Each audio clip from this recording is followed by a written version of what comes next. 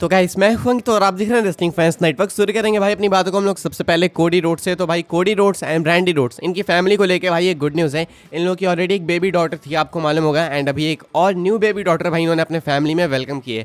कोडी and brandy Rhodes have announce the birth of their second daughter Leilani Ella Runnels. Cody Rhodes का actual name कोडी रनल्स है, तो इनकी बेटी का नाम, जो नई बेटी अभी हुई इनकी पैदा, इनका नाम होने वाला है लेइलानी एला रनल्स। इस पे भाई ब्रांडी रोड्स ने एक पोस्ट भी की, एक ट्वीट भी करा ब्रांडी ने, एंड वो लिखती हैं, welcome to the world Leilani Ella Runnels, we are in love, thank you God for answered prayers. Cody plus Brandi plus Libby plus Lani, यानी कि लेइलानी एला रनल्स। तो ये इनको कॉन्ग्रेट्स भाई, कोडी एंड ब्रांडी के लाइफ में एक नई डॉटर, ऑलरेडी इनके पास एक डॉटर थी एंड अभी भाई एक नई डॉटर इन्होंने इस दुनिया के अंदर अपने फैमिली में वेलकम किए। So congratulations to Cody Rhodes and brandy Rhodes. इनकी लाइफ में भाई भी सब कुछ बहुत सही चल रहा है। कोडी, imagine being the undisputed champion, साथ में स्ट्रीट फाइटर के लिए सूट करना एंड अभी अपने फैमिली में एक न्यू बेबी को भी वेलकम करना। So Cody Rhodes is actually winning in life भाई। आगे बढ़ते हम लोग बात करते हैं रसल पलूजा की। रसल पलूजा के कार्ड को लेकर क्या अपडेट है वो मैं आपको बता देता हूँ। एक्सपेक्टेड मैच कार्ड आप इसको बोल सकते हो, बिकॉज मेल्टजर की अपडेट है एंड वी ऑल नो भाई कि मेल्टजर काफी हद तक एक्यूरेट भी हो जाते हैं, काफी हद तक गलत भी होते हैं। मैं आपको बता देता हूँ भाई, WWE currently has John Cena versus Brock Lesnar and Cody Rhodes versus Drew McIntyre scheduled for Russell पलूजा।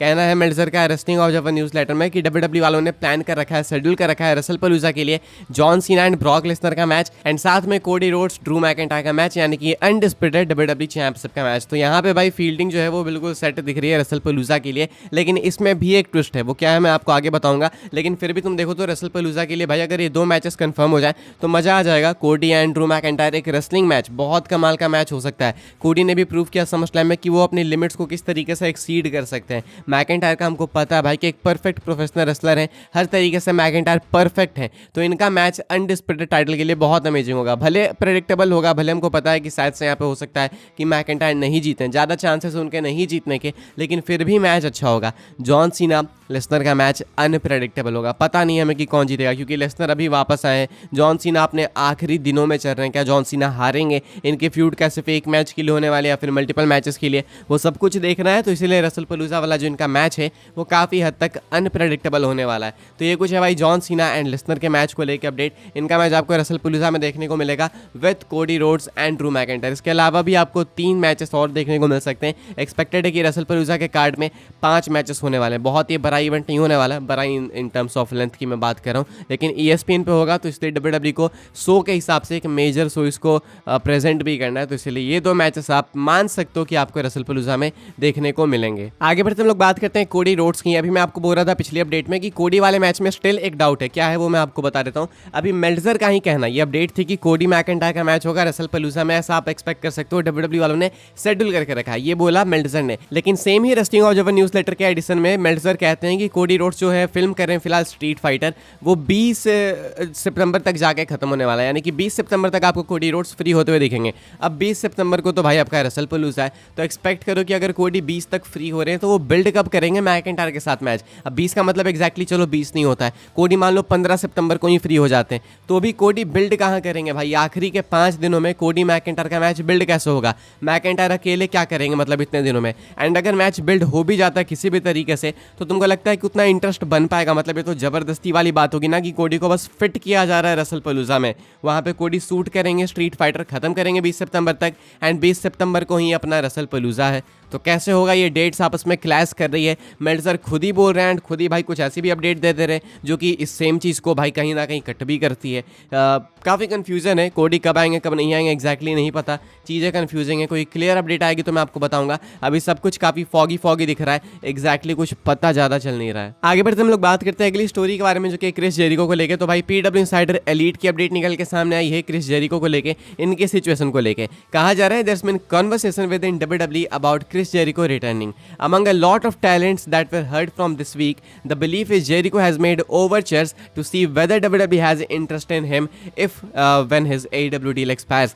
कहा जा रहा है भाई भाई कि क्रिस जेरिको जो है ना WWE के अंदर आ सकते हैं, क्योंकि WWE के अंदर कॉन्वर्सेशन है क्रिस जेरिको के रिटर्न को लेके। कहा जा रहा है कि काफ़ी टैलेंट्स का ऐसा मानना है कि क्रिस जेरिको ने WWE के साथ रिलेशन सही किए हैं, अच्छे किए हैं। क्रिस जेरिको एक्चुअली में देखना चाहते हैं कि WWE वाले उनमें कितना इंटरेस्टेड हैं, वो क्या ऑफर करते हैं क्या नहीं करते हैं जब इनकी AEW डील एक्सपायर होती है। तो यानी कि क्रिस जेरिको भाई देखना चाहते हैं, टेस्ट करना चाहते हैं WWE को कि आखिर WWE वाले कितना ऑफर करने को तैयार हैं। तो ऐसे में क्रिस जेरिको देखेंगे डील, उन्हें डील पसंद आएगी WWE की तो वो WWE के साथ साइन करेंगे। एंड अगर AEW वाले इनको डील दे देते हैं, अच्छी डील देते हैं, तो ये वापस से AEW के साथ ही रीसाइन कर लेंगे। तो अभी पता नहीं है कि कहाँ जाएंगे, लेकिन WWE के अंदर कॉन्वर्सेशन है कि शायद क्रिस जेरिको को लाया जा सकता है। एंड आना भी चाहिए, क्रिस जेरिको भी बिल्कुल अपने लास्ट फेज में है, रिटायर होने वाले वो कभी भी हो सकते हैं। AEW फैंस उनको देखना नहीं चाहते हैं, AEW में आप कुछ ज़्यादा यूनिक नया वो कर भी नहीं सकते हैं। WWE से गए हुए उनको काफ़ी टाइम भी हो चुका है। तो अब ये perfect atmosphere and perfect pace है क्रिस जेरिको के लिए, परफेक्ट टाइमिंग है कि क्रिस जेरिको वापस आए एंड एक अच्छा रिएक्शन अर्न करें एंड कुछ आखिरी मैचेस में कम्पीट करके जेरिको रिटायर हो जाए। एंड WWE का भी जो एक है भाई कि हम कुछ कुछ टाइम पे रिटर्न कराते रहते हैं, लाइक अभी लेसनर आए तो उसके बाद जेरिको रंबल में आ जाएंगे, तो वो सिलसिला भी चलते रहेगा। तो ये कुछ अपडेट है Y2J क्रिस जेरिको को लेके। एक्सपेक्ट करो आपकी रॉयल रंबल सऊदी अरेबिया में आपको ब्रेक द वॉल्स डाउन सुनने को देखने को मिल सकता है। आगे बढ़ते हैं गाइस, हम लोग बात करते हैं अपनी आखिरी स्टोरी के बारे में जो कि विंस मैकमैन को लेके। ऐसा हम लोग कह सकते हैं भाई कि विंस मैकमैन के रिलेशंस WWE के साथ में एंड WWE सुपरस्टार्स के साथ में फिर से इंप्रूव होने लगे हैं। क्या है अपडेट आप देख सकते हो रेस्लिंग ऑब्जर्वर न्यूज़लेटर की। कहा जा रहा है there was a period when all but a few of Vince McMahon's closest friends had nothing to do with him, although in a lot of the cases it was because of their wives being upheld from the lawsuit and not wanting their husbands to have an association. In time, more and more ex-WWE people have been back in contact with him. There was a period when people in WWE were told not to have any contact with him, and obviously that's no longer the case. कहना है Melzer का wrestling observer newsletter में कि एक time था जब wins का case ये चालू हुआ था जेलन ग्रांट वाला, तो काफ़ी सारे लोग जो विंस के क्लोज थे, विंस के क्लोज फ्रेंड्स, वो विंस से दूर हो गए थे। उन्होंने कॉन्टैक्ट नहीं किया था विंस से काफ़ी लंबे टाइम तक, बिकॉज उनकी वाइफ्स यानी सुपरस्टार्स की वाइफ्स नहीं चाहती थी कि ये लोग विंस मैकमैन के साथ एसोसिएशन में आए, किसी तरीके से भी विंस के साथ कॉन्टैक्ट में रहें, डर से भी। एंड दूसरा कि विंस का नाम भी काफ़ी खराब हो गया था। WWE वालों ने भी साफ साफ मना करके रखा था अपने टैलेंट्स को कि आप विंस मैकमैन के साथ कॉन्टैक्ट में नहीं आ सकते, उनसे दूर रहो। लेकिन अब ये चीज़ बदल चुकी है।